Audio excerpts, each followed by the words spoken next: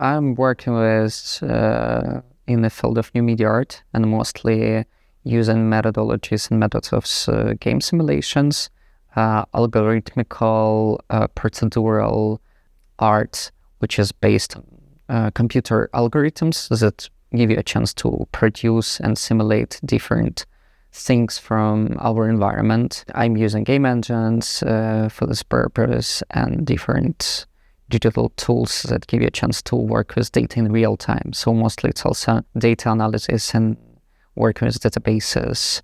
At the beginning of my artistic practice, I was inspired by especially simulative environments. It's giving you a chance to test some structures and logics and environments in a very fast and interesting way. I explored, first of all, a river time that I was trying to find a relation of my research of Dnieper River and wetlands in Ukraine. So I tried to talk with people to record different information about river time by myself and searching for different open resources like maps, recording archives, 3D environments that was built like an archives of environments of River Tyne and its surrounding. And then I was especially interested in Tyne River because my previous research was based on research in rivers and wastelands in Ukraine to find some relations in between. So I was working with lots of maps and data about Tyne River, which is like telling about different states of it.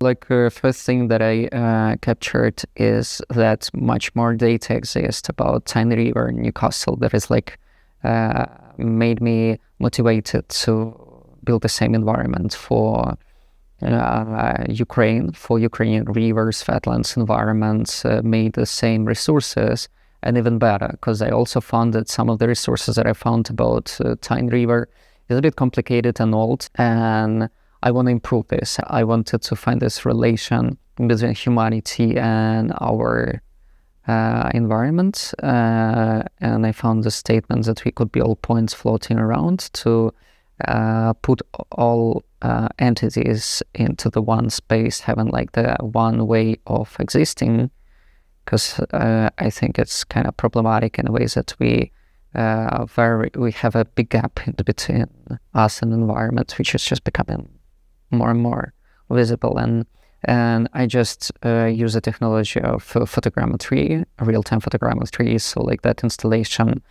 was just captured visitors, people, objects as a point, like point clouds, in a specific way. Then you just could be in the same environment, be in the same points as the environment. This is kind of a way for me to find an empathy to environment and improve our knowledge, but also like feelings to it, because empathy is important. Empathy and knowledge is important because it could produce a way of care of each other. Like if you don't know a person in front of you, then you could be scared, you could be like, and then it could be I came to the violence. And my last research is based on empathy to entities around us. For sure, lots of the topics for me still related to conflicts that is going on in Ukraine, and one of the reasons is for me, when I was also searching the answers, why we invaded in such a brutal way by Russia. It's like of an existing of empathy from that side. It's like scariness of big totalitarian regimes to invade other areas around them and destroy cultures. It's like why humanity sometimes invading environments without having enough knowledge and empathy. For me, it's a way to talk with the people around, to share my culture, my problematics of my country through bigger scale problems, like with environments, with rivers, as one water statement, which is like showing a direct relation of all of the waters in the world, could give me a chance to talk about Ukrainian problematics being in the context of global problems in a way. So it's like also interesting way of thinking about environment that is having lots of our own experience. It's important for me to produce some tools and maybe new ideas and knowledge that could help us to deal with it.